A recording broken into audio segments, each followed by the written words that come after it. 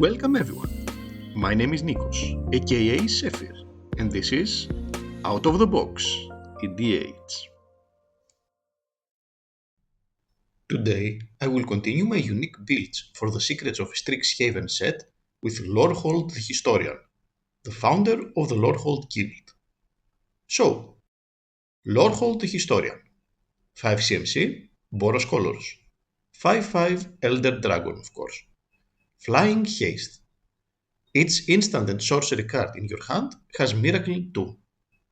At the beginning of each opponent's upkeep, you may discard a card. If you do, draw a card. Seems like a fun commander to play that can be built in multiple ways.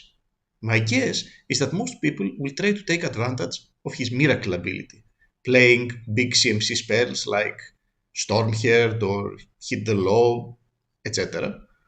Play them for just 2 mana at the moment you draw them. Definitely a fun and powerful way to go, but it poses a major problem. If Lorehold is gone, all these spells are essentially dead cards.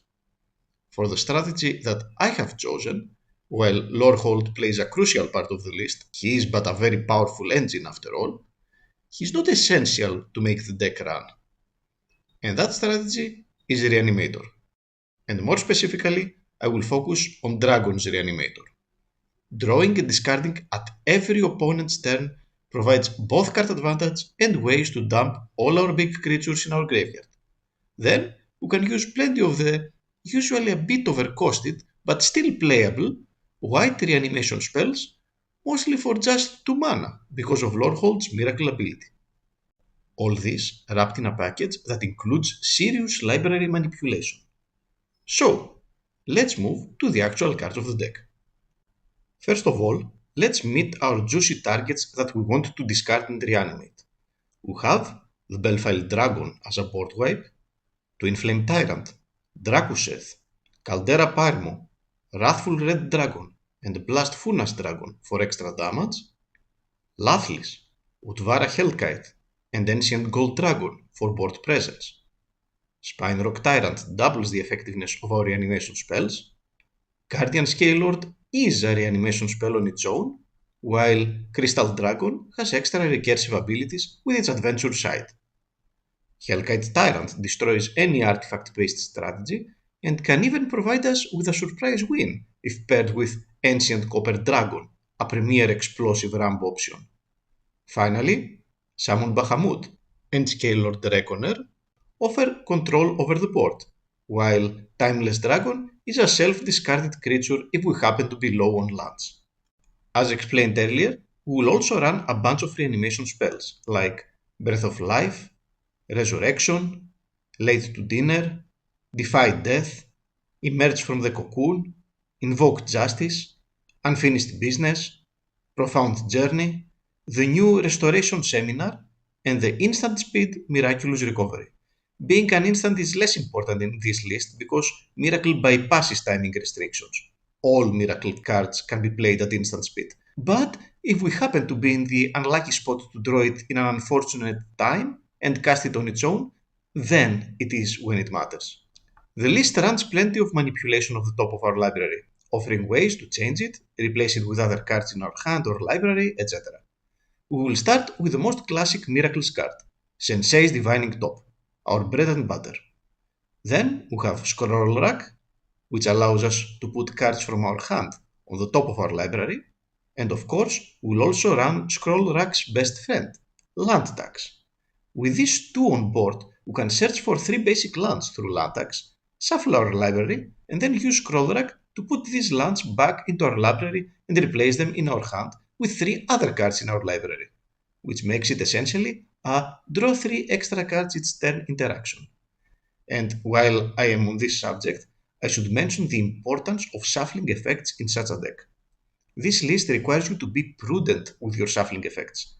Keep them for when you are unsatisfied with what is on the top of your library, be it some cards you put there yourself from some kind of interaction like the one we described before, or simply what you know is there. We run a few more manipulation effects, like Brainstone and Library of Leng. The deck runs an amount of card advantage cards that suit the list's playstyle. We'll use, of course, Monument to Endurance, which will give us more goodies anytime Lorehold discards something its turn. The new Quintorius History Chaser, another way to discard cards from our hand if Lorehold is not available, that works great as an extra card advantage engine too. Alhamaret's Archive doubles all these draws. Dragon's Hoard is both a rampage and a minor card advantage engine. And finally, we will run a more generic piece like Trouble in Pairs. For ramp, we have the usuals Soul Ring, Arcane Signet, Boros Signet, Talisman of Conviction, Fellware Stone, Mind Stone, Liquamental Torque, and don't forget to target opponent stuff with it and steal them with a Hellkite Tyrant. Bender's Waterskin and Victory Chimes that untap each turn, providing essential mana for miracles.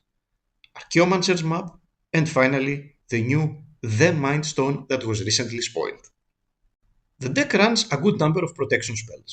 We run the classics Tibalt's Trickery, Reprieve, Flawless Maneuver, Lightning Greaves, Blacksmith Skill, Clever Concealment, and Dawn's Truce, whose hexproof on you might be even more important than the protection of your board, since it can stop targeted graveyard hate like Bojuka Book. Apart from the before mentioned dragons that do provide with a lot of board control, we also run the classics Swords to Plowshares, Path to Exile, and the new staple Erode, as well as Blasphemous Act for mass removal, which has a fun interaction with Wrathful Red Dragon. Other cards worth to be mentioned are Descendant's Fury, that can bring even more dragons in play, especially if we happen to sacrifice some dragon tokens we created, and Rite of the Dragon Caller for even more said dragon tokens. All this leaves us about 34 spots for lands. We will run the appropriate Shockland, Fetchland, Surveyland, Bondland, Filterland, and Painland. We also have the classics Command Tower, Exotic Orchard, Plaza of Heroes, Prismatic Vista, and Fabled Passage. Gaerid Sanitarium offers an alternative draw and discard outlet. Urza Saga can tutor the vast majority of our top manipulation artifacts. Emeria offers even more reanimation options. Maze of Ith has mostly defensive applications in this list. And finally, Urza's Cave can tutor any of those. This leaves 17 spots for basics. We will give priority to the planes, because of our mana curve and choice of castable spells. And that's it. That's my Lorehold list. A Dragon Reanimator one. I will put the deck list in the description. I hope you like the list, and if you do, consider joining my Discord community for free, where all my personal and public lists are uploaded. See you around! Thanks for watching, and see you in the next video.